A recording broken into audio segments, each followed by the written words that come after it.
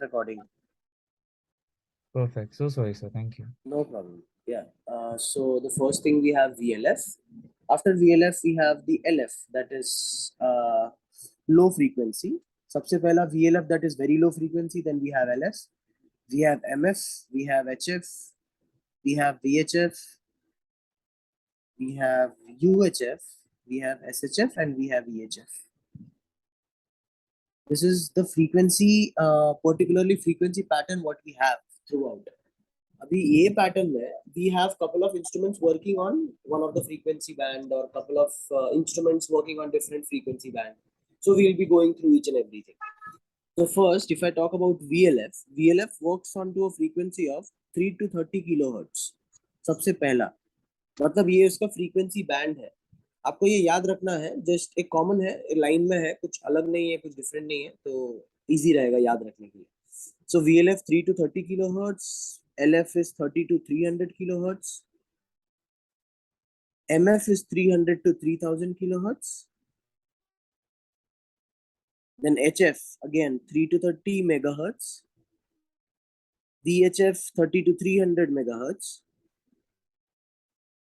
UHF 300 to 3000 megahertz, SHF 3 to 30 gigahertz, and EHF 30 to 300 gigahertz. Okay. The equipments what we use, whatever equipments we have in use, we mostly have equipments in use in VHF band, like we have VOR, we have localizer in this band. Okay. In UHF band, we have other equipment, but we don't have particularly with respect to PPL syllabus. But yeah, one of the thing what we have in like in this particular ranges, we have one thing called as GPS. We have in this band, and apart from that, we have one of the things that works on MF and LF. We have NDV that we'll be studying. In this particular band in VHF, we have one more thing that is VDF we'll be studying. हम लोग को ये सारी चीजें पढ़नी है. But फिलहाल के लिए हम लोग अभी बस कौन से बैंड है, कितने बैंड अलग अलग से कैटेगराइज्ड है, इसके बारे में बस ओवरव्यू देख रहे हैं. इसके बाद हम इंडिविजुअली पढ़ेंगे how does an NDB works, how does a VOR works, how does a GPS works and stuffs. Sir इनके फुल फॉर्म्स क्या है? VLF is very low frequency, LF is low frequency, M is medium, H is high, V is very high, U is ultra high, S is super high, E is extreme high.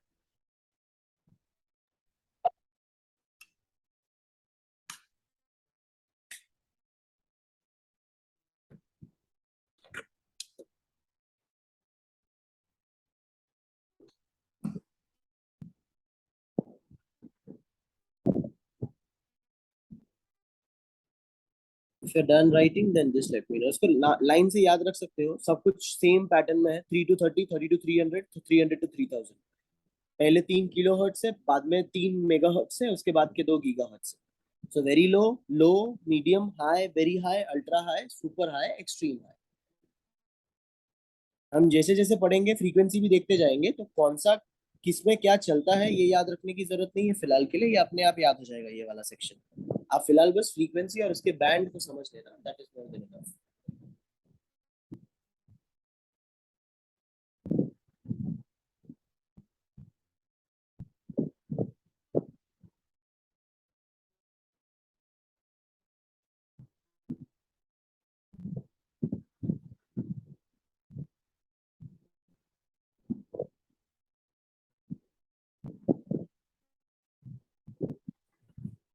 हो गया? किसी का अगर बाकी है तो बताओ, और एल्स मैं मिटा देता हूँ फिर. ओके. अभी ये जो वेव्स, मतलब ये जो फ्रीक्वेंसीज है, इस फ्रीक्वेंसी पे अपने ground based different different equipments अलग तरीके से काम करते हैं. कोई इक्विपमेंट स्पेस में जाके ट्रैवल करता है, या कोई इक्विपमेंट स्काई में ट्रैवल करता है, कोई इक्विपमेंट ग्राउंड पे फ्रीक्वेंसी बेचता है जो ट्रैवल करता है. ठीक है, तो ये सब चीजें किस तरीके से होती है उसके बारे में बस समझना है अपने को. तो लेट्स से ये अर्थ सरफेस है, अर्थ सरफेस, यहाँ पे एक ट्रांसमिटिंग एंटीना है. ओके, अर्थ सरफेस पे जैसे अर्थ सर्विस सरफेस एक कर्वेचर फॉलो करता है, उसके कर्वेचर के हिसाब से मैंने बनाया है। और एक ट्रांसमिटिंग एंटीना है जो अर्थ सरफेस पे लगा हुआ है। मान लीजिए यहाँ पे एक एयरक्राफ्ट है, यहाँ पे एक एयरक्राफ्ट है, यहाँ पर एयरक्राफ्ट है। ओके, सो नाउ कौन से डिफरेंट टाइप्स ऑफ वेव होते हैं जो प्रोपोगेट करते हैं इन स्पेस, इसके बारे में जानना है। सबसे पहला एक टाइप ऑफ वेव होता है जो direct from the transmitter to the aircraft receive होता है। हम लोग ऐसे वेव को लाइन ऑफ साइट वेव के नाम से जानते हैं। लाइन ऑफ साइट और डायरेक्ट वेव के नाम से जानते हैं, जो डायरेक्टली फ्रॉम द ट्रांसमीटर सीधा एयरक्राफ्ट को रिसीव हो जाता है, called as a line of sight wave और a direct wave.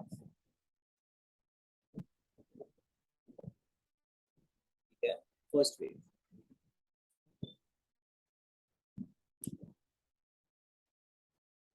Okay, I hope लिख लिया होगा। दूसरा वाला जो वेव होता है, एक अलग से एक दूसरा वेव होता है जो ग्राउंड से रिफ्लेक्ट होकर एयरक्राफ्ट के पास जाता है।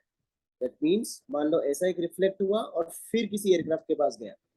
हम लोग ये टाइप के वेव को ग्राउंड रिफ्लेक्टेड वेव के नाम से जानते हैं।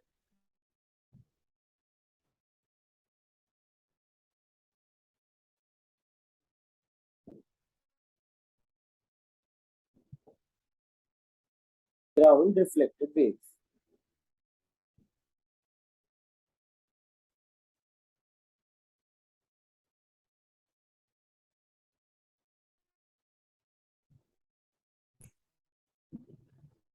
ठीक है, डन।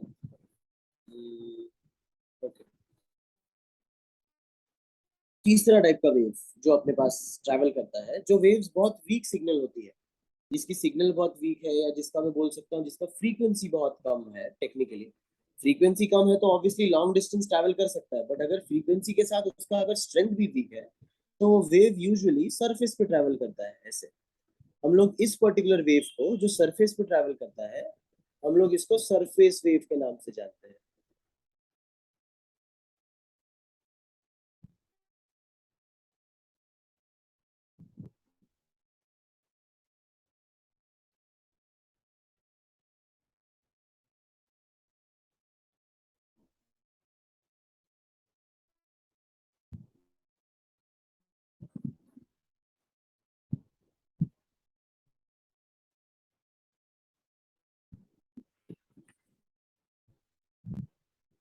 ठीक है, अब ये जो ग्राउंड रिफ्लेक्टेड वेव देखा, एक लाइन ऑफ साइट देखा, एक सरफेस वेव देखा, डायरेक्ट वेव और दूसरा जो ग्राउंड रिफ्लेक्टेड वेव है, ये वाले वेव्स थोड़े से पावरफुल वेव्स होते हैं, इसीलिए ग्राउंड पे टकरा के भी एयरक्राफ्ट के पास चले जाते हैं, या तो directly from the transmitter to the aircraft के पास चले जाते हैं। बट इवेंचुअली अपने लिए ये इंपॉर्टेंट है कि हम लोग के एयरक्राफ्ट को कौन से वेव की जरूरत है और एयरक्राफ्ट कहाँ पे फ्लाई कर रहा है। जैसे ये एयरक्राफ्ट के लिए अगर यहाँ पे एक एयरक्राफ्ट है, हम लोग इसको डायरेक्ट वेव भेजना मुश्किल है, नहीं जाएगा। बट ये एयरक्राफ्ट को टेक्निकली सरफेस वेव शायद जा सकता है। सरफेस वेव पे एक पॉइंट के बाद अगर एक एयरक्राफ्ट मान लो यहाँ पर खड़ा है, तो इस एयरक्राफ्ट को सरफेस वेव भेज सकते हैं, वो सरफेस वेव ट्रैवल करके एयरक्राफ्ट तक पहुंच जाएगा। बट सिमिलरली यही सरफेस वेव ऊपर वाले एयरक्राफ्ट के लिए नॉट पॉसिबल, उसके लिए डायरेक्ट वेव ही पॉसिबल। तो एयरक्राफ्ट का पोजीशन रिलेटिव टू अर्थ कहाँ पर है, उसके हिसाब से डिफरेंट टाइप्स ऑफ वेव भेजे जाते हैं, या different types of wave propagate करते हैं from one point to the other. ठीक है, अभी दूसरी चीज में ये सब आई होप हो गया। अगर किसी का नहीं हुआ तो प्लीज पूछो, वरना फिर मैं इरेज कर रहा हूँ। ओके, अज्यूम करता हूँ हो गया है।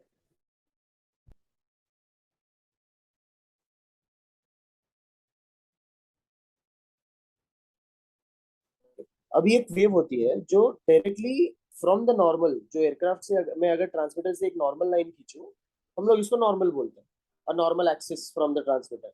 अगर वेव मैं अगर सीधा एक वर्टिकल वेव भेजूंगा तो वो तो स्पेस में चला जाएगा। हम लोग इसको इस वेव्स को, जो वेव वापस नहीं आती, जो वेव आयनोस्फीयर के लेयर को तोड़ के स्पेस में चली जाती है, हम लोग इस ऐसे वेव्स को एस्केप वेव्स के नाम से जानते हैं। एस्केप वेव्स, जो वेव्स वापस नहीं आती, जो वेव्स सीधा स्पेस में चली जाती है, such waves are called as escape waves.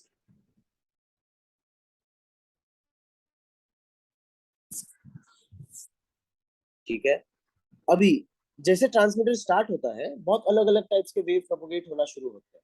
जैसे मान लो पहले ट्रांसमीटर स्टार्ट हुआ, उसने एक वेव भेजी जो ऐसी भेजी बट फिर भी स्पेस में चला गया। फिर एक ऐसी भेजी स्पेस में चला गया, बट कोई ना कोई तो सबसे पहला वेव होगा जो शायद स्काई में जाके आयनोस्फीयर से टकरा के वापस नीचे आए, ऐसे कुछ। और मान लो अगर यहाँ पे एयरक्राफ्ट है तो उस एयरक्राफ्ट को मिले। हम लोग इस पर्टिकुलर वेव को स्काई वेव के नाम से जानते हैं। जैसे हम आपने मेट वगैरह में भी पढ़ा होगा, स्काई में लेयर्स होते हैं, like troposphere, stratosphere, mesosphere, exosphere. वैसे ही सबसे लास्ट लेयर होता है आयनोस्फियर। तो जब ट्रांसमीटर से निकलता है, स्पेस में गया या स्काई में गया, स्काई में जाके टकरा के सबसे जो वेव वापस आया, हम लोग उस वेव्स को स्काई वेव के नाम से जानते हैं। स्काई वेव लॉन्गर डिस्टेंस तक ट्रैवल कर सकता है, क्योंकि स्काई वेव एक पर्टिकुलर एंगल क्रिएट करती है with respect to sky and with respect to the transmitter. इसलिए ज्यादा रेंज तक ट्रैवल कर सकती है sky wave. Low frequency wave usually sky wave होती है, high frequency wave usually direct wave होती है, क्योंकि high frequency wave shorter range, low frequency wave longer range, तो इसीलिए स्काई वेव के थ्रू प्रोपोगेट करती है। ठीक है। जो तो बेसिकली अभी जो सबसे पहला वेव होता है, जो अपने आपके नॉर्मल से जो सबसे पहला वेव जो स्काई स्काई से रिटर्न आता है, हम लोग इस वेव को क्रिटिकल वेव के नाम से जानते हैं। Critical wave, the first returning sky wave from the transmitter into the sky and again back to the aircraft or the ground, that wave is called as a critical wave. Okay, the first returning sky wave is called as the critical wave. And the angle made by the normal, this particular angle is called as the critical angle. हम लोग इस angle को critical angle के नाम से जानते हैं।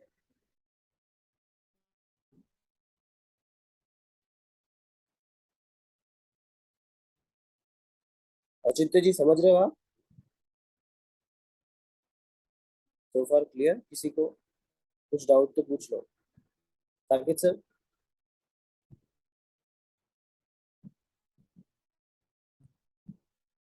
मेरी आवाज आ रही है सबको?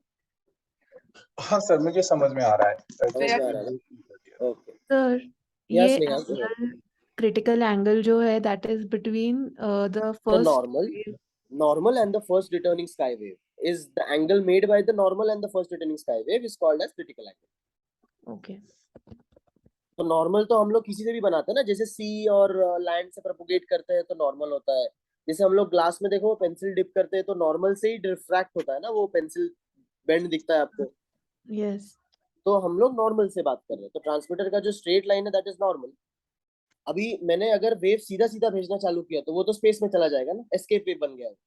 बट एक तो कोई एंगल होगा जिस एंगल पे स्काई से टकरा के नीचे आएगा सबसे पहला वेव। तो जो सबसे पहला वेव होगा जो स्काई से टकरा के नीचे आएगा, हम लोग उसको क्रिटिकल एंगल बोलेंगे और उस वेव को क्रिटिकल वेव बोलेंगे। ओके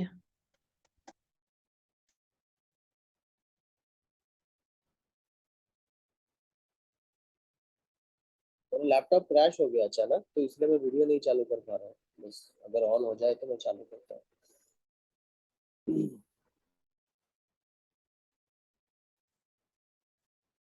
ठीक है, सोफा हो गया। ओके। अभी आपने तीन चार वेव्स के नाम सुने, एक स्काई वेव, एक डायरेक्ट वेव, एक सरफेस वेव, एक ground reflected wave.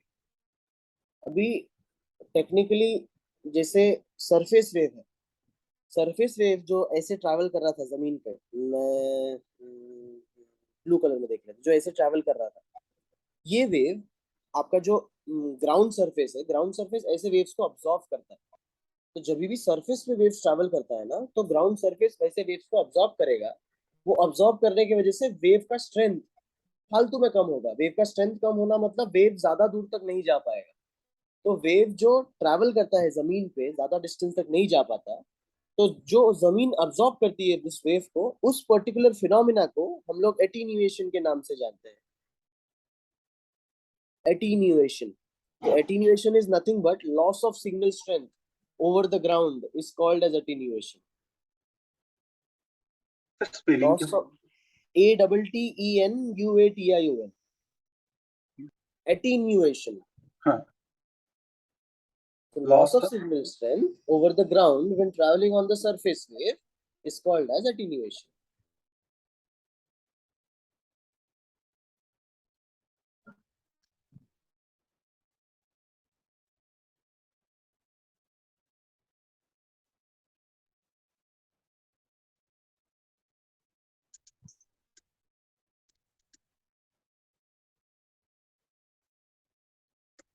So while falling on the ground, Pardon? while falling on the ground, right? When the waves are traveling on the surface, so surface waves can only suffer attenuation. और कोई भी wave attenuation suffer नहीं करता.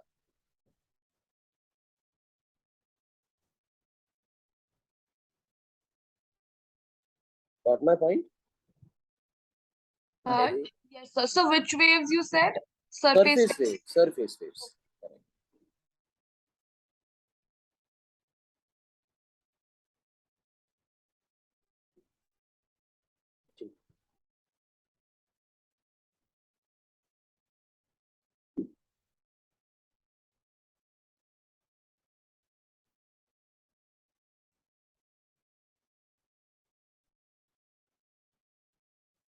Done? Oh. Yes, sir. Now, जो मैंने sky wave बोला कि sky wave आसमान में जा रहा है, रिफ्रैक्ट होके आ रहा है. जैसे आपके आयनोस्फीयर में, आयनोस्फीयर एक ऐसी कोई पतली शीट ऑफ लेयर नहीं है. आयनोस्फीयर बहुत सारे लेयर बन के एक आयनोस्फीयरिक लेयर बनता है, मतलब पूरा आयनोस्फीयर बनता है. जैसे ट्रोपोस्फियर होता है. ट्रोपोस्फियर आपने मैथ में पढ़ा होगा. ट्रोपोस्फियर 11 किलोमीटर की हाइट से स्टार्ट होता है. वो उसके ऊपर आपका ट्रोपोपॉज आता है. ट्रोपोपॉज के बाद स्ट्रेटोस्फियर, स्ट्रेटोस्फियर के बाद मेसोस्फियर, एक्सोस्फियर, लास्ट में आता है आयनोस्फियर. आयनोस्फीयर की जो हाइट होती है लमसम अराउंड 75 किलोमीटर के ऊपर स्टार्ट होती है. 50 to 75 किलोमीटर के ऊपर स्टार्ट होती है. अब आयनोस्फीयर जो सबसे पहला लेयर स्टार्ट होता है आयनोस्फीयर का, हम उस लेयर को डी लेयर के नाम से जानते हैं. सबसे पहला लेयर. इसके ऊपर आता है ई लेयर, उसके ऊपर आता है F1, इसके ऊपर आता है F2. डे टाइम में ये 4 लेयर डिफाइंड है. डी लेयर, ई लेयर, F1, F2. इसका ई लेयर का हाइट 125 किलोमीटर, एफ लेयर का हाइट 225 किलोमीटर और F2 almost around 400 to 500 kilometre.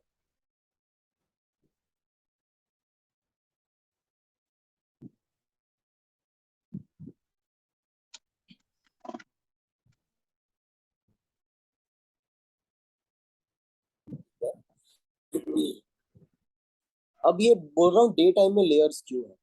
अब फर्स्ट ऑफ या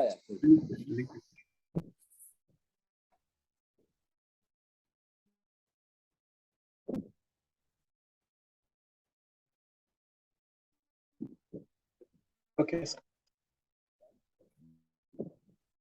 So daytime में, as you know, the intensity of the sun is too high. So sun have ions. Sun में ions होते हैं ना, positively charged ions. Negatively charged electrons होते हैं, positively charged ions होते हैं. So ये ions हमेशा अपने सराउंडिंग में, मतलब अपने एटमॉस्फेयर में होते हैं. आप जितना सन से नजदीक हो उतना आयंस है, जितना सन से दूर हो उतने कम आयंस है. तो जब ग्राउंड से एक कोई वेव निकलता है तो वेव डे टाइम में क्या होता है, डी लेयर में घुसता है.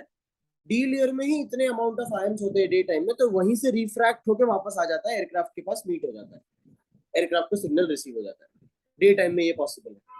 अगर आप डे टाइम में सोचोगे कि मैं और ज्यादा फ्रीक्वेंसी भेजूं या और ज्यादा पावरफुल वेव भेजूं, तो वो बेसिकली ज्यादा से ज्यादा इसके अंदर जाएगा, वापस एयरक्राफ्ट तक आ ही जाएगा. तो डे टाइम में स्काई वेव प्रोपोगेट करना मुश्किल इन द सेंस क्योंकि आपको ज्यादा पावर यूज करना पड़ता है. आप कम पावर में वेव को प्रोपोगेट नहीं करवा पाओगे क्योंकि डे टाइम में आयनाइजेशन बहुत ज्यादा है. बट यही चीज जब नाइट टाइम में देखते हो, सेम चीज नाइट टाइम में देखोगे, तो नाइट टाइम में तो आयनाइजेशन कम है ना, सन गायब हो गया. अब अगर सन नहीं है तो मतलब आयंस कम है.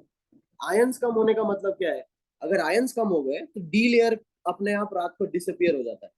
रात में क्या होता है, we only have E layer and F1 F2 combines and form F layer. We only have 2 layers at night. D layer disappears, E layer ka height shift upwards, F1 F2 combines and form only one layer, that is F layer. Because night time में ionization is almost negligible. तो जो हल्के फुल्के ions होते हैं वो आपको F layer और E layer में मिलेंगे.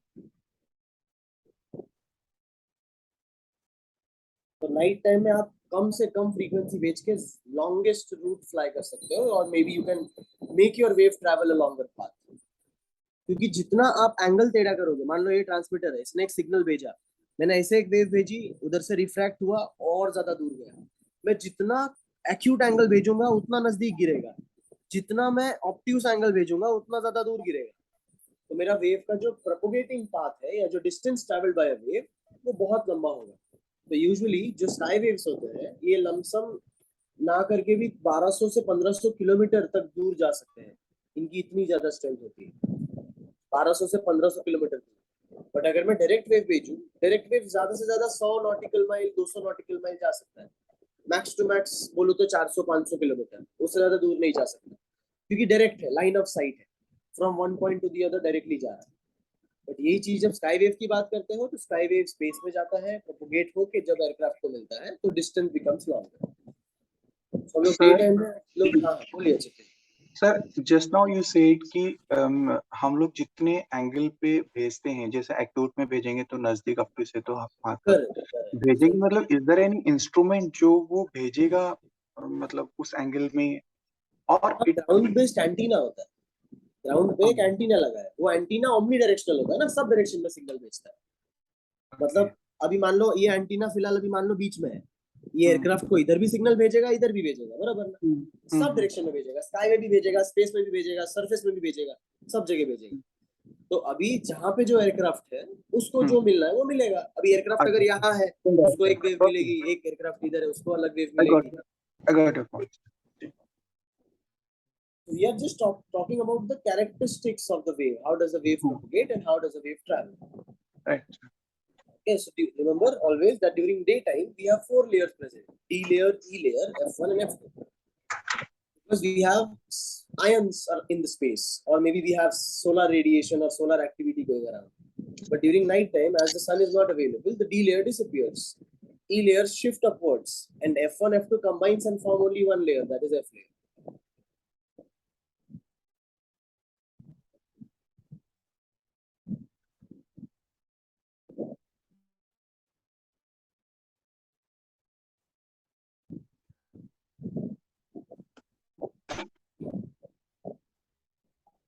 Done. ठीक, अभी जो हम इतने टाइम से वेव्स के बारे में देख रहे थे, एक दो डिस्टेंस है जिसके बारे में बस डेफिनेशन वाइज याद रखना।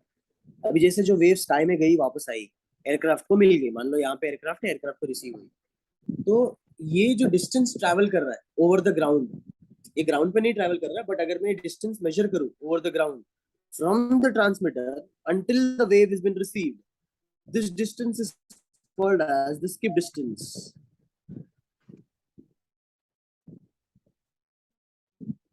This distance is called as the skip distance.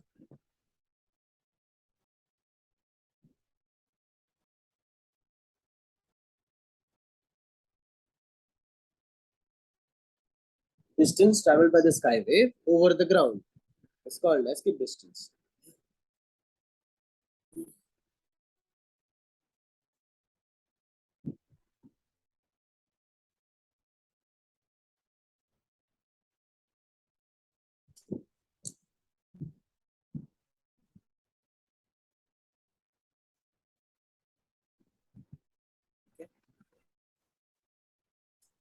और एक टर्म, जब मान लो सरफेस वेव प्रोपोगेट करता है, surface wave as in this wave, मान लो ये सरफेस ऑफ द अर्थ पे ट्रैवल कर रहा है, बट एटीन्यूएट हो के इतना एटीन्यूएशन हुआ that wave got finished over the ground itself, it got depleted or maybe it got attenuated on the ground itself, the surface has absorbed the wave. Technically if there is an aircraft on the ground surface somewhere here, it won't receive the signal, right? ये signal, ये wave तो यहीं पे खत्म हो गया, और usually यहीं पे खत्म होगा जब तक वो सरफेस वेव फिनोमेना फॉलो कर रहा है। ऑब्वियसली स्काई वेव भी मिल सकता है, इसको ऊपर से स्काई में गया, इसको आके मिल गया, पॉसिबल है, बट आपका ट्रांसमीटर तो ऐसा नहीं ना कि सिर्फ स्काई वेव भेजूंगा और कोई वेव ही नहीं भेजूंगा, ये सब जगह वेव भेजता है। वो तो डिपेंड करता है कि आपके एयरक्राफ्ट को कौन सा वेव मिल रहा है, आपके एयरक्राफ्ट का रिलेटिव पोजीशन के हिसाब से। सो मान लो सरफेस वेव जहां पर खत्म हो गया और इसके बाद जितने डिस्टेंस में आपको कोई सिग्नल ही नहीं मिल रहा है, इतना distance, this particular distance is called as a dead space where no signal is received.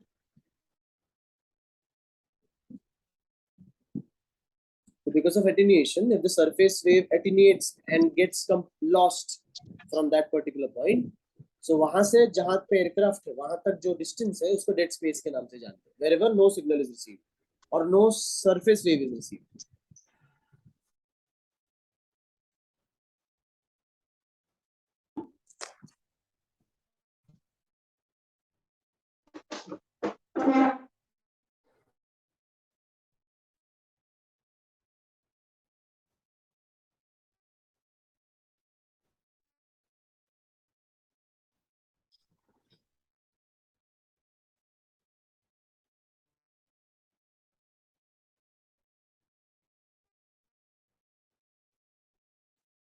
Done?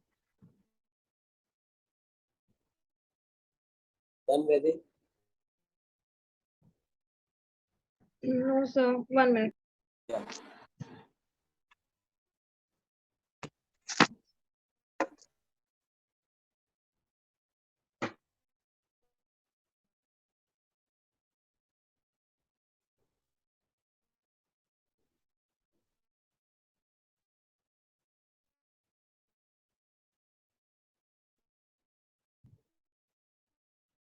Done, sir.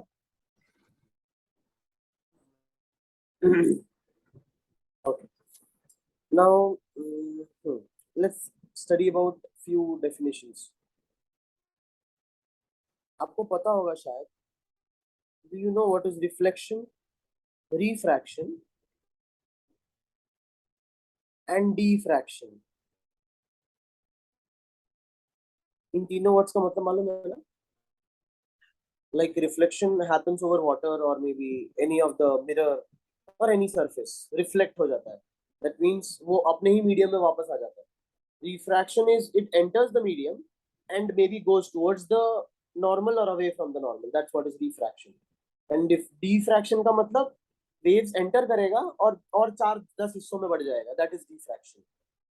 So usually 2-3 phenomena होते हैं. जैसे कि जब मैंने sky wave भेजा, स्काई वेव में क्या हो रहा है, ट्रांसमीटर ने जब एक वेव भेजा वो स्काई में गया, वापस आ गया ना, वापस आता है एक पर्टिकुलर एंगल से, हम लोग इसको रिफ्रैक्शन बोलते हैं. अगर ये वेव, अगर मान लो आयन का साइज बड़ा है, बहुत ज्यादा आयनाइजेशन है, तो मैंने जो वेव भेजा, कभी कभार वेव्स क्या होता है, आयन से टकरा के और 4 हिस्सों में बढ़ जाते हैं, फिर ग्राउंड पे आता है, हम लोग उसको डिफ्रैक्शन बोलते हैं. समझ में आ रहा है क्या बोल रहा हूँ? ऐसे पर्टिकुलर प्रोपोगेशन को स्कैटर प्रोपोगेशन के नाम से जानते हैं. जिस भी प्रोपोगेशन में डिफ्रैक्शन हो जाता है उसको स्कैटर प्रोपोगेशन के नाम से जानते हैं. स्कैटर प्रोपोगेशन, क्योंकि वो वही एक वेव और 10 हिस्सों में बट के आ रहा है. That is scatter propagation.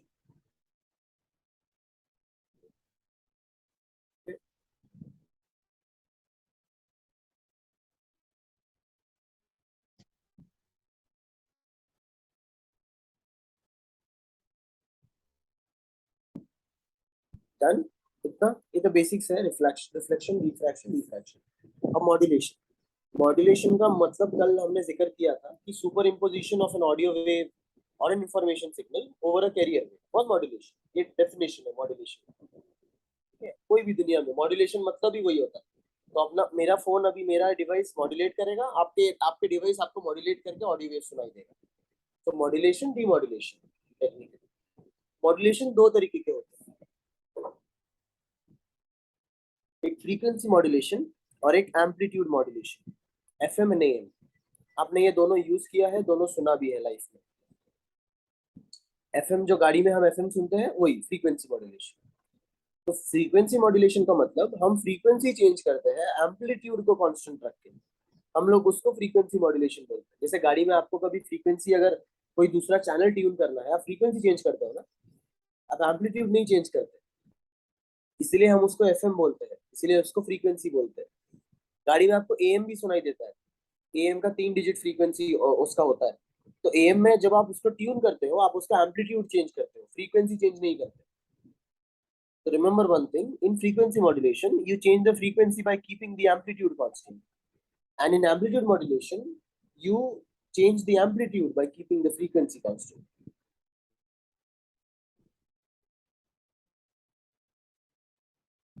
Clear है? AM FM. फ्रीक्वेंसी चेंज कर रहे हो, एम्पलीट्यूड चेंज कर रहे हो. किसमें क्या कर रहे हो, बस ये याद रखना है और यही समझना है.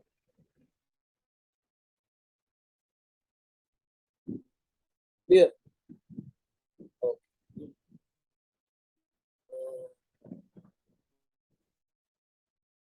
और छोटा सा एक बेसिक चीज है वो बता देता हूँ.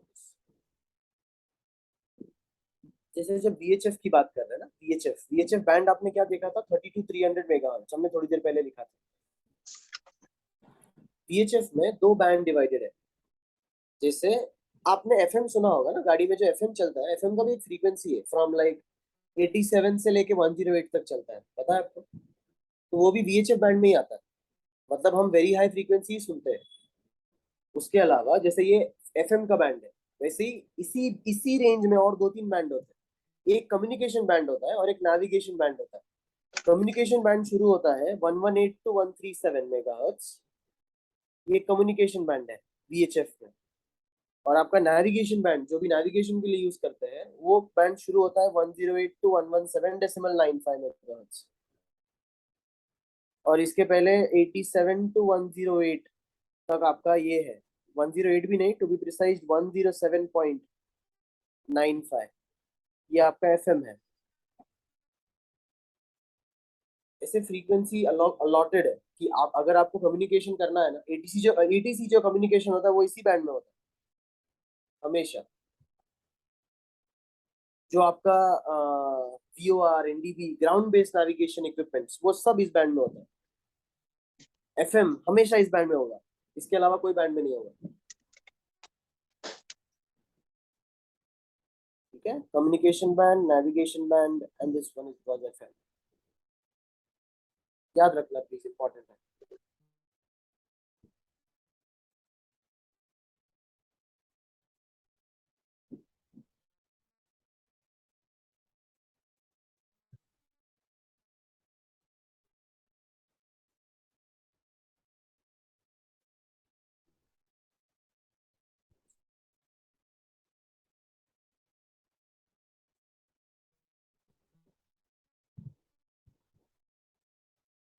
Okay done.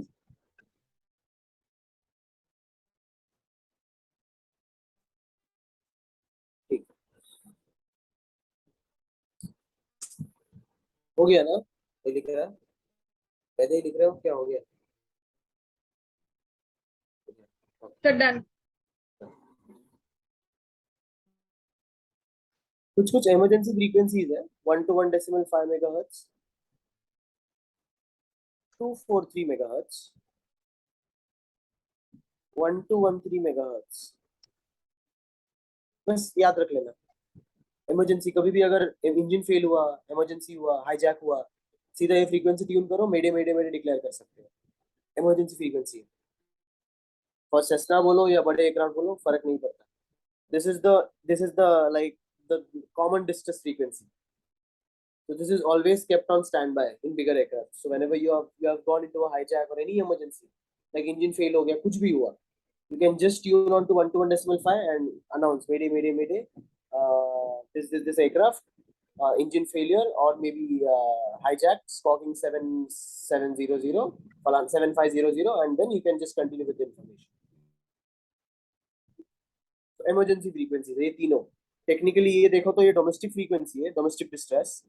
ये आपका इंटरनेशनल मैरीटाइम डिस्ट्रेस फ्रीक्वेंसी है, और ये इंटरनेशनल डिस्ट्रेस फ्रीक्वेंसी है।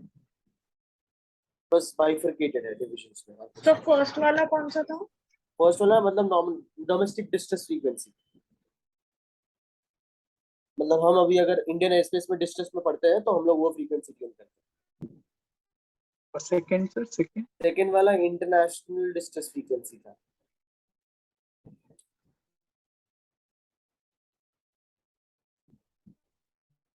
And third, थर्ड वाला आपका अल्ट्रा हाई फ्रीक्वेंसी है, वो भी इंटरनेशनल डिस्ट्रेस फ्रीक्वेंसी है, बट UHF बैंड का फ्रीक्वेंसी है। तो आपके अगर एयरक्राफ्ट में रेडियो पड़ा है एक UHF बैंड का, तो ही आप वो यूज कर सकते हो।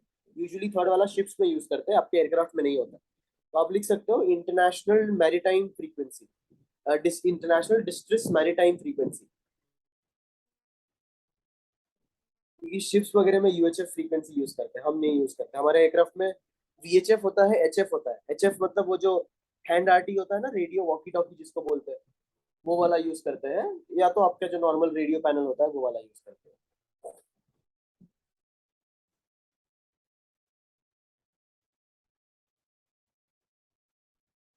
ठीक है, क्लियर?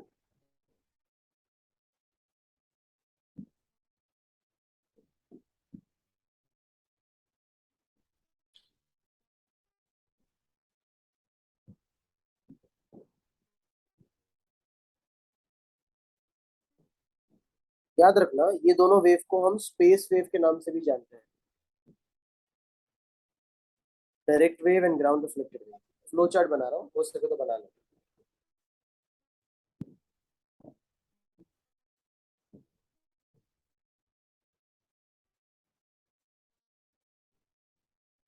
मैं इसको थोड़ा नीचे, सेम ये बनाना, बस मैं इसको थोड़ा नीचे शिफ्ट कर रहा हूँ, इसके ऊपर का एक ग्राफ है। एक second. Direct wave, ground reflected wave categorized into space waves,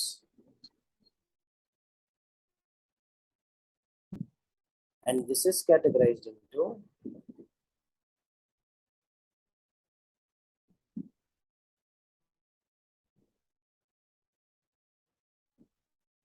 अगर इसमें लिख दो एक surface,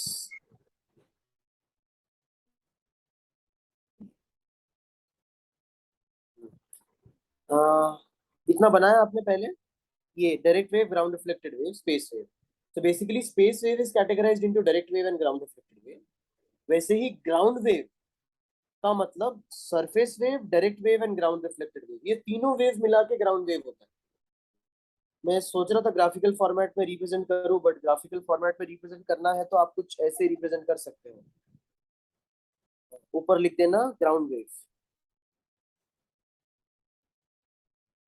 So ground wave is categorized into space wave, as in that is direct wave, ground reflected wave and surface wave. ये category है।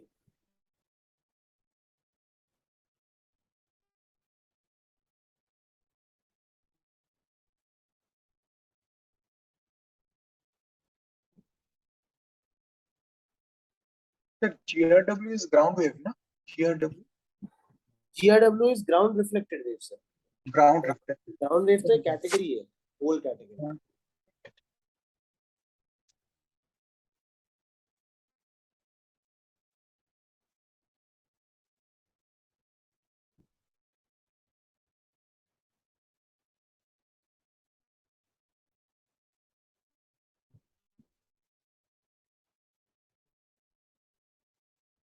ठीक है, done.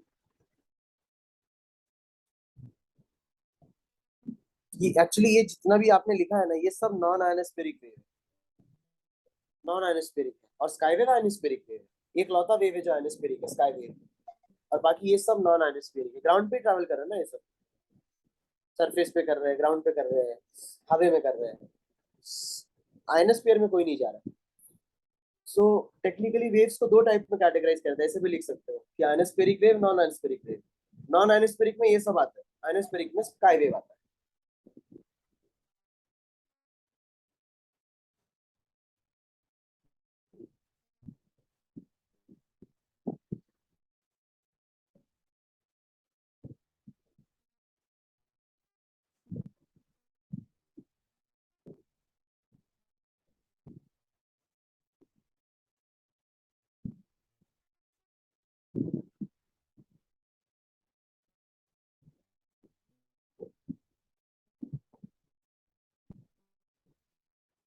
ठीक है, डन। Done, sir.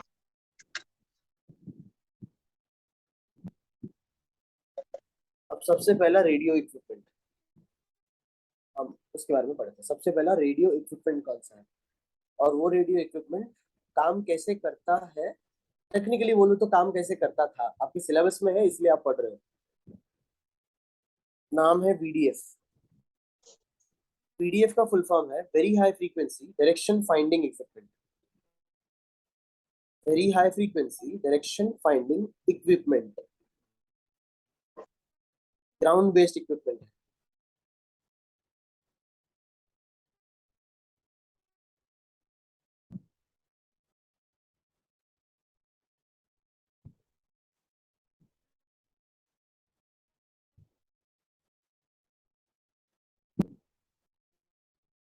ठीक है, फ्रीक्वेंसी 118 to 137 मेगाहर्ट्ज,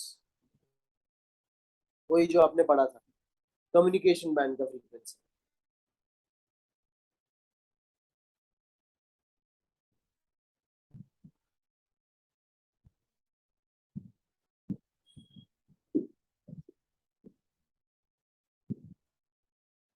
ठीक है, अब 118 to 137 पे काम कर रहा है, काम कैसे कर रहा है ये सवाल है। ग्राउंड पे एक एंटीना होता है ऐसे कुछ, हम लोग इस एंटीना को एक नाम से जानते हैं, that is called as Adcock aerial.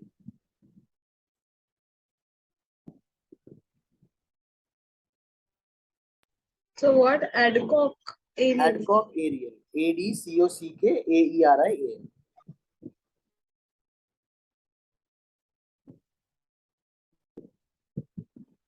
ये एरियल क्या करता है, और मान लो यहाँ पे एक एयरक्राफ्ट है, तो ये एयरक्राफ्ट क्या करेगा. अब एयरक्राफ्ट में इस पर्टिकुलर इक्विपमेंट को वर्क करने के लिए कुछ फिटेड नहीं होता था एक्सेप्ट एक रेडियो. आप जो कम्युनिकेशन करते हो, like ground to air communication या एयर टू ग्राउंड कम्युनिकेशन होता है, आपके एयरक्राफ्ट में क्या फिटेड होता है, VHF रेडियो फिटेड होता है, जिस रेडियो पर आप बात करते हो और जैसे ATC से कम्युनिकेशन करते हो. तो अभी मान लो आपने PTT दबाया, आपके एयरक्राफ्ट में रेडियो लगा है और एक एंटीना लगा है. जैसे आपने कम्युनिकेशन स्टार्ट किया, अभी मान लो एयरक्राफ्ट से कम्युनिकेशन हो रहा है, वो इस एंटीना में जा रहा है. एंटीना क्या करता है, डायरेक्शन पता करता है कि कौन सा डायरेक्शन से सिग्नल आ रही है, along with the sound information. अभी जैसे कि for example this direction is approximately I could say 70 degree. So ground station में अभी जैसा ये सिग्नल एंटीना ने एक्सेप्ट किया, ये antenna is connected to the ATC controller. ये मान लो ATC कंट्रोलर है, यहाँ पे बैठा है. अब ATC कंट्रोलर का एक रडार स्क्रीन होता है इसमें. उस स्क्रीन के ऊपर एयरक्राफ्ट का पोजीशन दिखाई देगा कि एयरक्राफ्ट यहाँ पे है, एक डॉट जैसे दिखाई देगा. तो आपको क्या पता चल सकता है, आपका रेडियल क्या है. तो टेक्निकली जब भी कोई एयरक्राफ्ट कम्युनिकेशन करता था, वो एयरक्राफ्ट कौन सा डायरेक्शन से कम्युनिकेट कर रहा है, ये पता करने के लिए काम आता था. एयरक्राफ्ट को कुछ नहीं पता चल रहा कि एयरक्राफ्ट कहाँ पे, ATC को पता चल रहा है कि एयरक्राफ्ट कहाँ पे. सो बेसिकली ये इक्विपमेंट ATC के हेल्प के लिए बिठाया गया था, ना ही एयरक्राफ्ट के हेल्प के लिए. ये एयरक्राफ्ट का जो इक्विपमेंट है, ये जो ये ग्राउंड बेस्ड इक्विपमेंट है, ये 1970s 1980s में यूज होता था. आज के टाइम पे कहीं पे अवेलेबल नहीं. हम पढ़ इसीलिए रहे क्योंकि आपके सिलेबस में कंटेंट है अभी, इसीलिए और कुछ.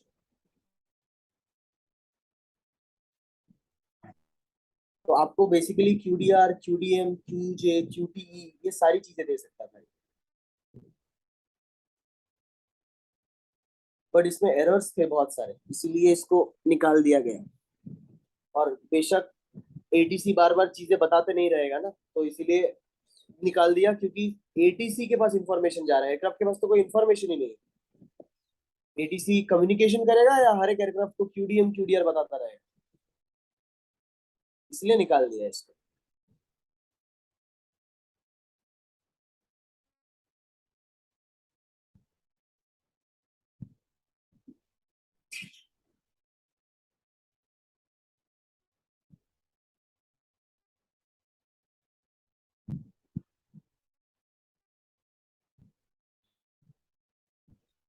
पुराने जो डब्बे टीवी होते थे, हम लोग उसको कैथोड रे ट्यूब डिस्प्ले बोलते थे ना उसको. याद है, कैथोड रे ट्यूब होता था पुराने डब्बे टीवी में, CRT बोलते थे. तो इसका जो प्रिंसिपल है, हम लोग इसको कैथोड रे ट्यूब प्रिंसिपल के नाम से भी जानते हैं, क्योंकि जो भी इंफॉर्मेशन है वो ATC के स्क्रीन पे डिस्प्ले होता था पुराने टाइम में, और वो पुराने डब्बा टीवी जैसे ही था, इसलिए हम उसको कैथोड रे ट्यूब डिस्प्ले के नाम से जानते थे.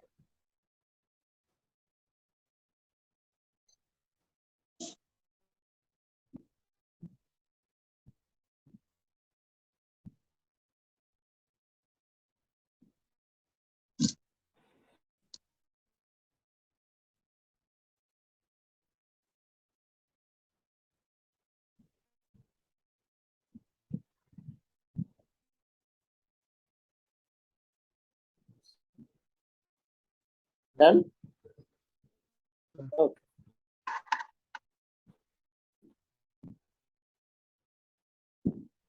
ये इसका वर्किंग समझ में आया ना, कैसे काम करता है. ठीक.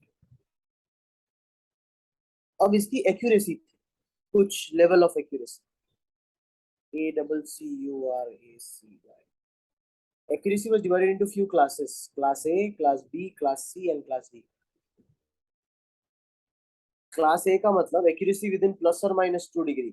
क्लास B मतलब plus or minus 5, class C मतलब plus or minus 10, and class D मतलब more than 10 degrees. इसका मतलब क्या है? फॉर एग्जाम्पल, एक एयरक्राफ्ट ने पूछा कि request QDR to the station और request QDM to the station. तो ATC बोलेगा okay QDR 130, accuracy class Bravo.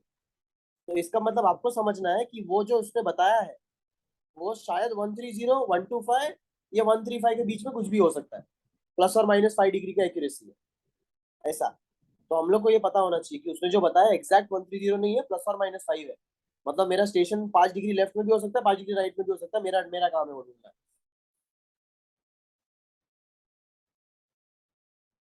क्योंकि अगर किसी के पास एक्यूरेसी क्लास डी है तो कहीं और ही पहुंच जाएगा।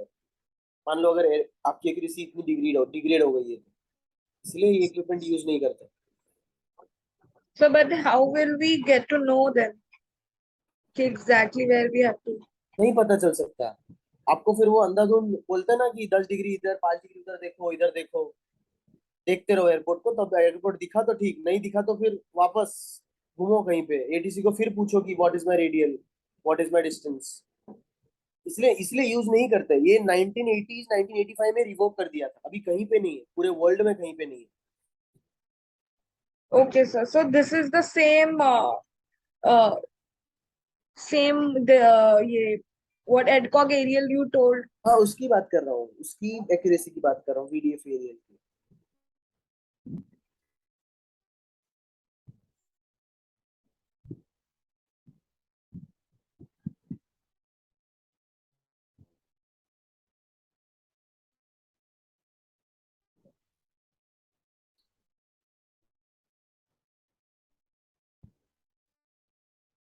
Done?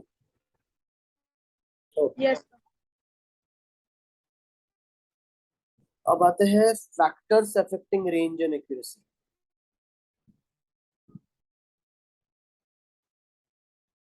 Factors affecting range and accuracy.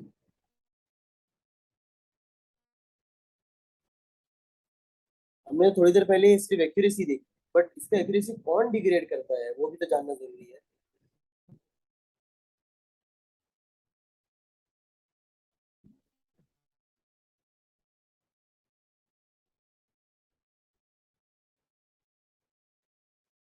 सबसे पहला एरर जो होता है उसको बोलते हैं साइट एरर।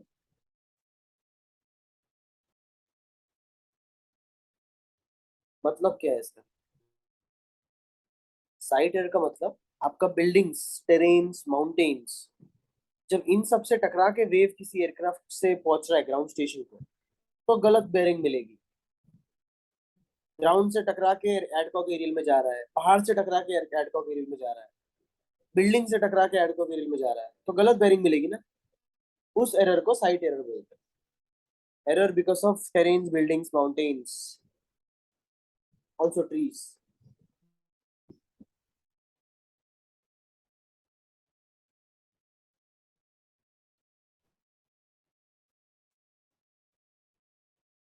ठीक है, क्लियर। तो दूसरा Sorry, sir. Precipitation. What is site error? मतलब So बताइए I उसको। missed what you said. So what? Site error I said reflection because of buildings, terrains, mountains. Because of the reflection from these, like aircraft is sending a signal to the ground, it has to send a signal to the adcock aerial. But let's say it got reflected from the mountain or from the building and been gone to the adcock aerial, so the bearing is wrong, na? The bearing that is received is wrong, right? Oh yes, sir. So technically that is error. That error is called as a site error. The error caused due to buildings, mountains, and such things.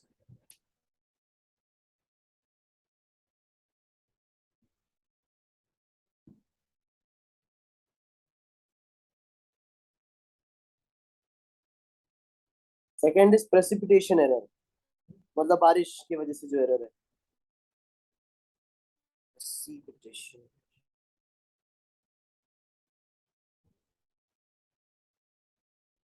अगर बारिश गिरेगी, snowfall होगा, तो उसके वजह से refract होगा आपका वेव्स। बारिश की बूंदों से वेव्स रिफ्रैक्ट भी होता है, रिफ्लेक्ट भी होता है, दोनों होता है।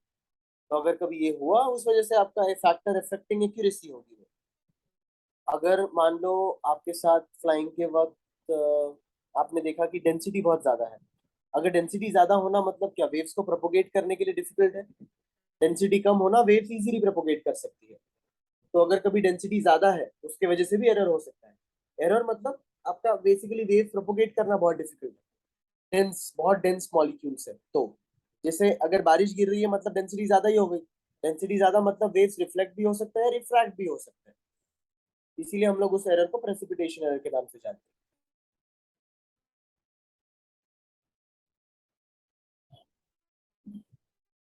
तीसरा लिख सकते हो एटीट्यूड एरर। मैंने एटीट्यूड ही बोला है, ऑल्टीट्यूड नहीं, एटीट्यूड।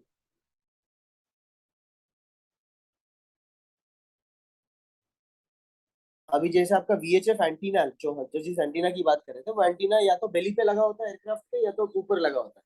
यूजुअली बड़े एयरक्राफ्ट में 3 एंटीनाज होते हैं, VHF 1, VHF 2, VHF 3।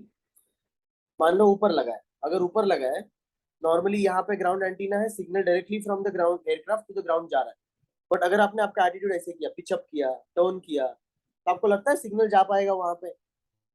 तो सिग्नल तो फिर कहीं और जाके रिफ्लेक्ट होकर पहुंचेगा ना।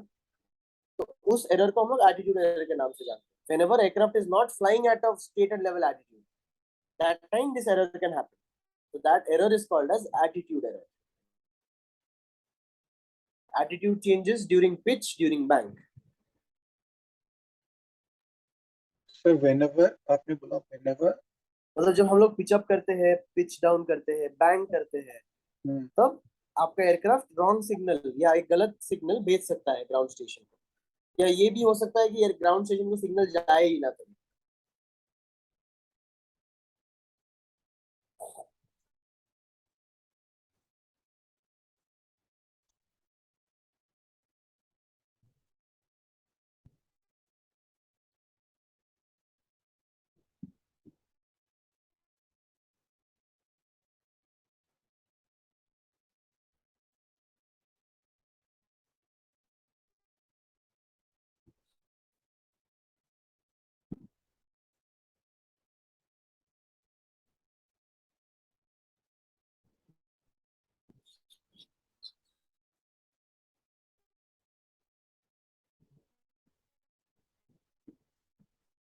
ठीक है, डन।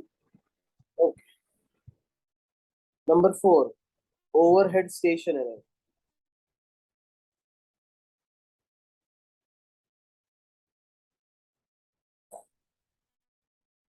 ओवरहेड स्टेशन एरर मतलब जब आप स्टेशन के ऊपर हो तब आपकी बेयरिंग कुछ नहीं होती ना।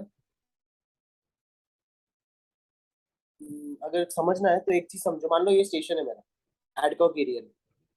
जब एयरक्राफ्ट यहाँ पे है, इसका रेडियल 90 है। ओके, एग्जांपल के तौर पे समझना, जब एयरक्राफ्ट यहाँ पे है, इसका रेडियल 90 है, एयरक्राफ्ट ओवरहेड आ गया, तो रेडियल क्या होगा? एक्चुअली कुछ भी नहीं होना चाहिए ना, क्योंकि जीरो नहीं होगा, जीरो तो इधर से आएगा तो होगा। मेरी बात समझ आ रही है मैं क्या बोल रहा हूँ? फॉर एग्जाम्पल जैसे मान लो मैं ये बना रहा हूँ, ये स्टेशन है, एयरक्राफ्ट इधर है तो रेडियल 90 है, एयरक्राफ्ट इधर है तो रेडियल 0 है। जब एयरक्राफ्ट ओवरहेड है तब क्या है? तब कोई रेडियल नहीं है, तब तो ओवरहेड स्टेशन आना चाहिए ना। बट एयरक्राफ्ट जिस डायरेक्शन से आ रहा है वो वही डायरेक्शन का रेडियल दिखाता है। मतलब अगर आप ये वाला एयरक्राफ्ट से ऐसे ऐसे करके ऊपर आ गए डायरेक्टली, मान लो ये ऊपर आ गए, तो आपको टॉप पे भी रेडियल 90 दिखाएगा, और जैसे ही आप स्टेशन क्रॉस करोगे तब जाके रेडियल 270 होगा।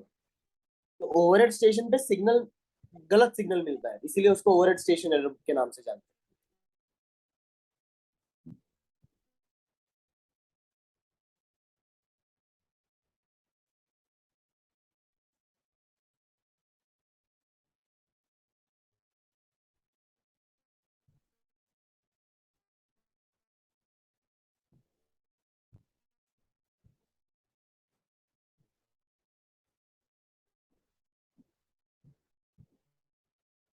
ठीक है, नंबर 5,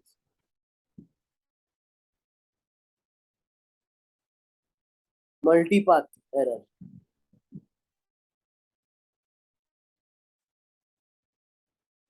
इसका मतलब क्या है?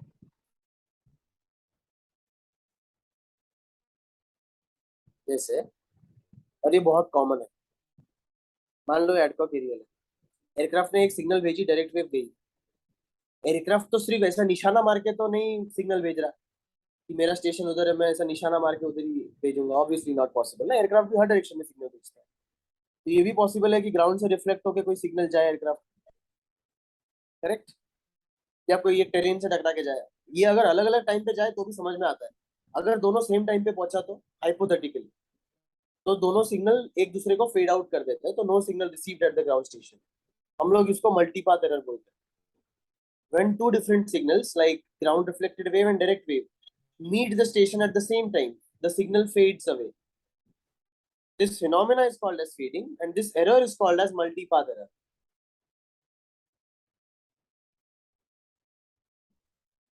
This phenomena is called as fading, and this error is called as the multipath error.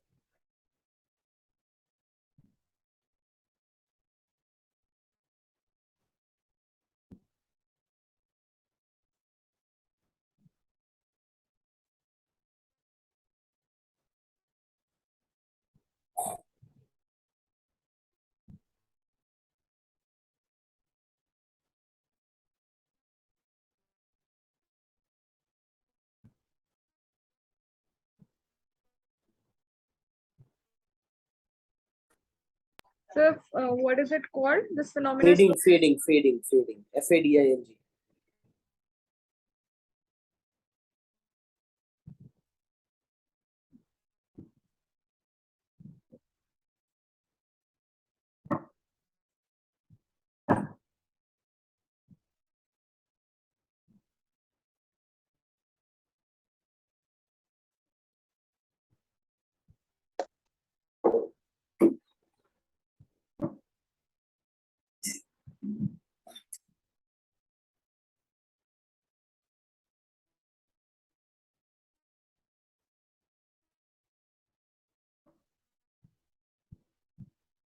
ठीक है, हो गया? Okay.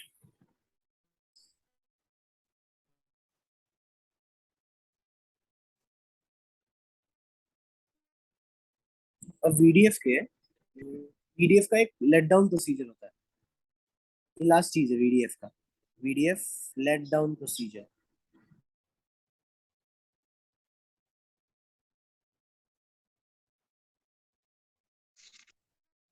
VDF let down procedure, जैसे आज के टाइम पे रडार वेक्टरिंग होता है, इसी चीज को आज के टाइम पे रडार वेक्टरिंग बोलते हैं। पहले मतलब क्या है वो समझ लो, फिर इसका टर्मिनोलॉजी तो आसानी से समझ जाओगे। जैसे आज के टाइम पे जो रडार वेक्टरिंग होता है, मान लो आप कहीं पे लॉस्ट हो गए, तो यू कैन रिक्वेस्ट एटीसी, क्योंकि एटीसी तो आपको रडार में देख पा रहा है ना, तो आप एटीसी को रिक्वेस्ट कर सकते हो, रिक्वेस्ट रडार वेक्टरिंग। तो एटीसी आपको क्या बोलेगा, okay you have lost, so I can see you on radar, turn left heading this, descend to 3000 feet, establish radial this. फिर आज से आज तक क्या बात कर दी है? मैंने कहा हाँ नहीं, मैंने भी छोड़ दिया। मैं लोग को वही समझा रही थी साइड को। पहला उनसे मिलने स्टेशन गई, मेरे लोग जा रहे थे ना, क्योंकि वो हॉस्टल में थी, तो वो गई लोग। फिर मैं Saket sir. My phone. Saket sir, please mute your. लोगों को They don't care. See, this shows the amount of care they have. These values are not considered important by the generation. These values are generally lost by now. Saket sir is giving a philosophy class. So VDF let down procedure. So What is the full form of VDF?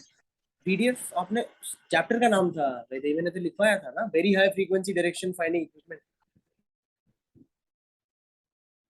I thought it's something else. Same phraseology, how could it be something else?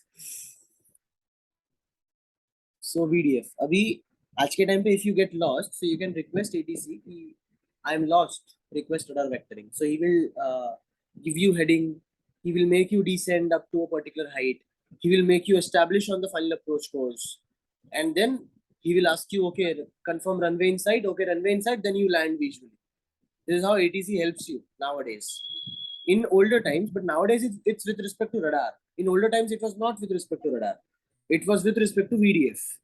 Now, technically, if you request ATC that, okay, request a let down procedure. Let down procedure are of two types. One is QDM let down procedure and one is QGH let down procedure. QDM you might know very well because QDM we have been studying since a long time. That is magnetic bearing from the aircraft to the station. QGH का मतलब है requesting number of bearings to the station. Requesting number of bearings to the station.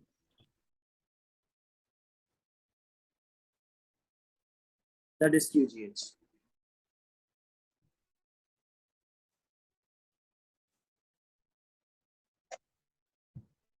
QDM का मतलब जो हमको पता है कि bearing to the station. अगर आपने बोला ATC को request QDM, तो आपको बोल देगा okay QDM from your position, QDM is 350. मतलब you maintain 350 and go to the station, land yourself. But if you request QGH, that means ATC will give you heading, descent, everything. So ATC will tell you, okay, turn on to heading 130, descent 3,500 feet, intercept radial 130. Then accordingly, he will, once you have reached that particular position, ATC will again tell you, okay, now intercept radial this and come inbound to QDM this. Once you are this, descend to 2,000 feet now. Then you can just approach on the runway, confirm the runway in sight, and then you can make a landing approach. So QGH is a detailed procedure of wherever you have been lost, from there to the runway. QDM is only giving the QDM to the aircraft. So it depends on the aircraft, what is the procedure being asked from the aircraft. If you're asking the QDM, you will be only given the QDM. If you're asking the QGH, you will be given your heading, your altitude, your speed, also your QDM.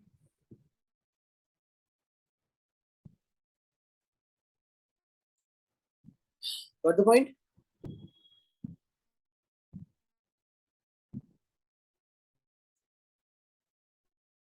अगर ये हो गया तो बोलो, फिर अगले topic पे continue करते हैं.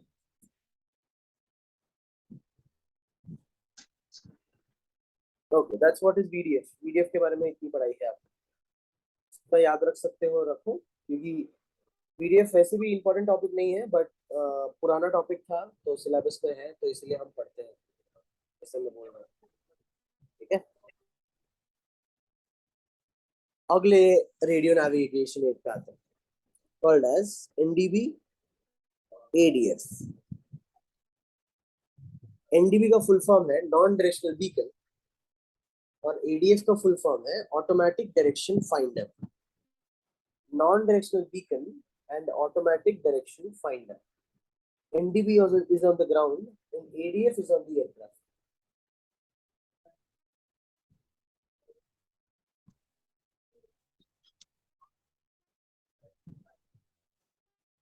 The non-directional Beacon. EEACON. Beacon मतलब एंटीना को बीकन बोलते हैं, एरियल को बीकन बोलते हैं, एक ही बात है, aerial antenna beacon.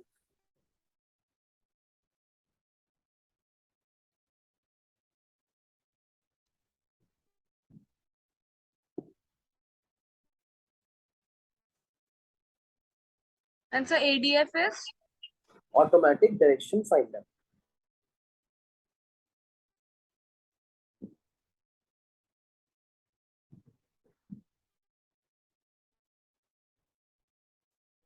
Frequency of this is 190 to 1750 kilohertz.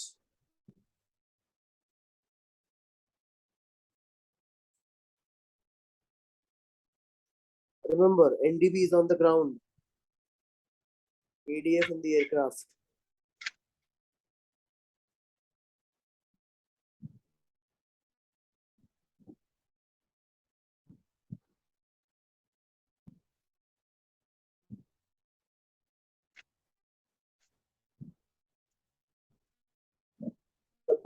The frequency band is upper band of LF and lower band of MF. दोनों बैंड पे इसकी फ्रीक्वेंसी डिस्ट्रीब्यूटेड है, अपर LF and lower MF.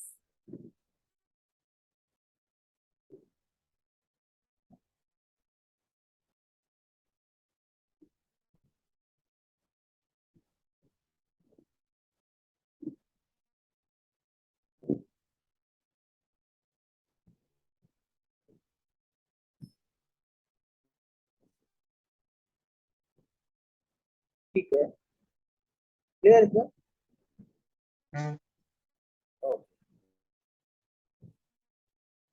Correct. Ground navigation add का एक particular emission code होता है, emission characteristics होता है किसी भी वेव का।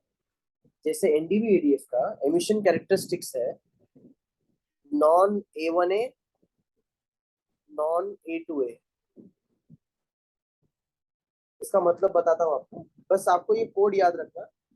ये कोड क्या सिग्निफाई करता है वो मैं आपको दिखाता हूँ अभी, बट याद रखने की जरूरत नहीं। Non A1A, non A2A। जैसे आपने थोड़ी देर पहले VDF पढ़ा, VDF का भी है एक emission code, that is A3E।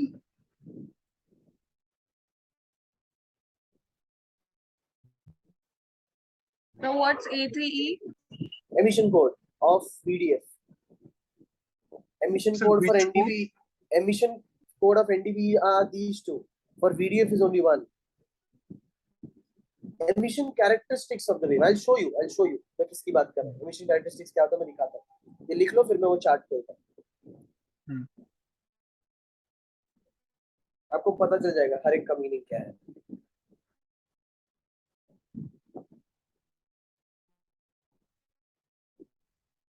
Done? दिखाता हूँ चार्ट।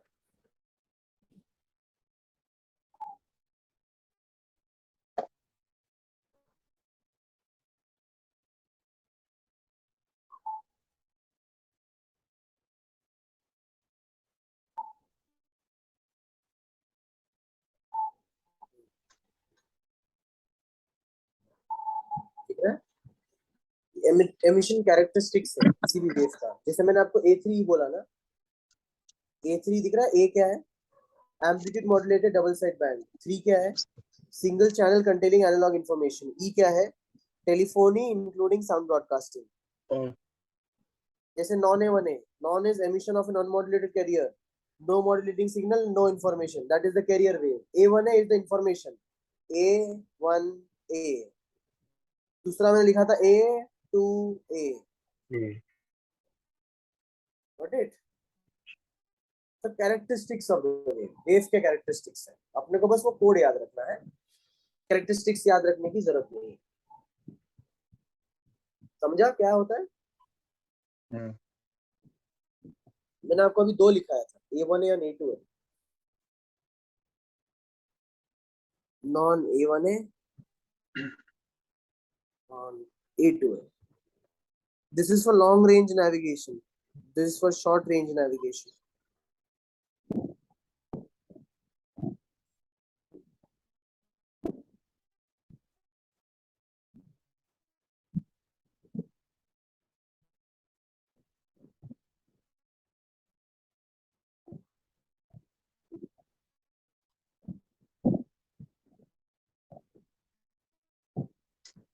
Done? Okay. अभी जैसे मैंने बोला आपके एयरक्राफ्ट में ADF लगा है, आपके एयरक्राफ्ट में ADF है, ग्राउंड पे NDV है। ADF में आपके एयरक्राफ्ट में दो एंटीनाज होते हैं, एक लूप एंटीना होता है और एक सेंस एंटीना होता है उसके बाजू। इसको बोलते हैं लूप एंटीना, इसको बोलते हैं सेंस एंटीना। और ग्राउंड पे NDV लगा है, ठीक है। अब जब ग्राउंड पे NDV लगा, उसका नाम क्या है? Non directional beacon. मतलब दुनिया के हर डायरेक्शन में सिग्नल भेजेगा वो, कोई डायरेक्शन फिक्स नहीं है, नॉन डायरेक्शनल बीकन। और ADF में क्या है? एक लूप एंटीना है जो रोटेटिंग एंटीना है और एक सेंस एंटीना है जो स्टेशनरी एंटीना है।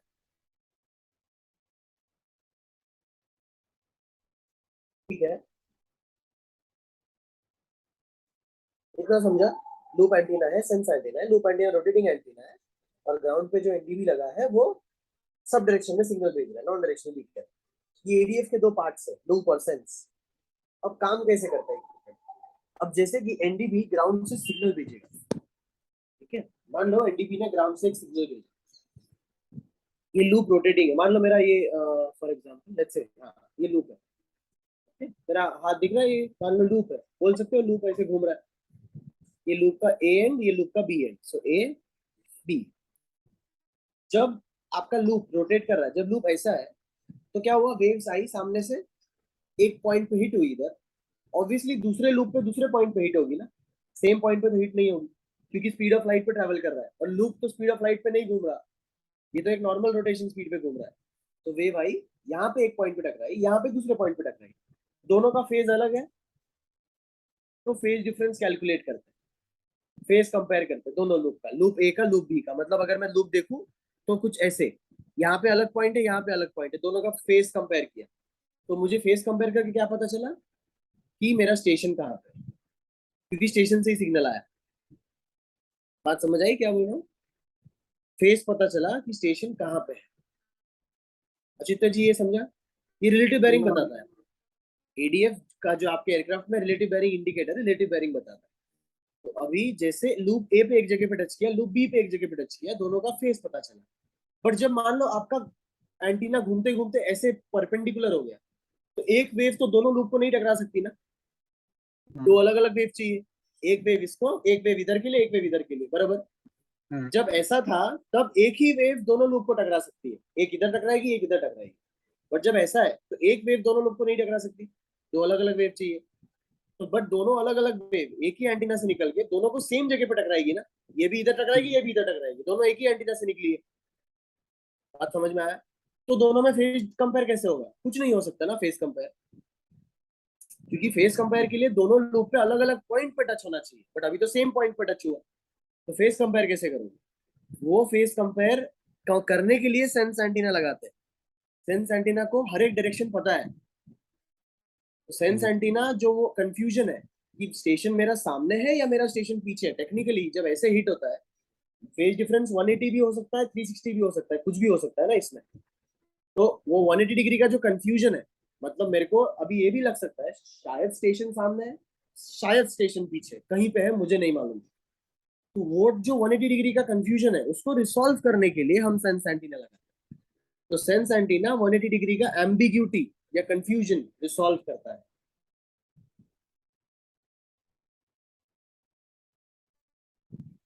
ये इसका वर्किंग है। और सर ये एंटीना कहाँ रहता है? एयरक्राफ्ट में, एयरक्राफ्ट के बेली पे लूप और सेंस दोनों एयरक्राफ्ट के बेली पे लगे होते हैं। एनडीबी जमीन पे होता है, एनडीबी सिग्नल भेजता है और लूप एंटीना रिलेटिव बेयरिंग पता करके बताता है।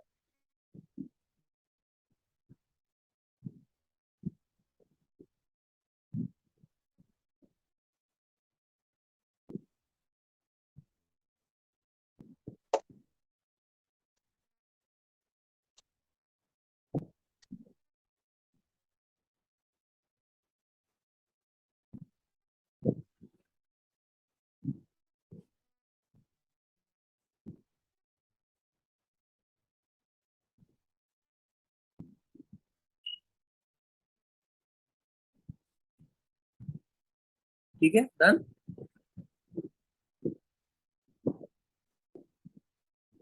एनडीबी का एक्यूरेसी प्लस और माइनस 5 डिग्री।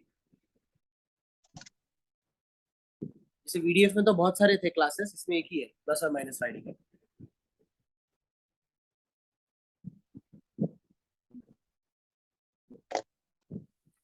ठीक है, आज के लिए बस इतना करते हैं। कल बाकी अगले लेक्चर में हम लोग इसके एरर्स डिस्क्राइब कर लेंगे। इसके बहुत सारे एरर्स होते हैं, 7-8 एरर है इसमें। तो एरर्स क्या है, कैसे है, उसके बारे में डिस्कस करेंगे।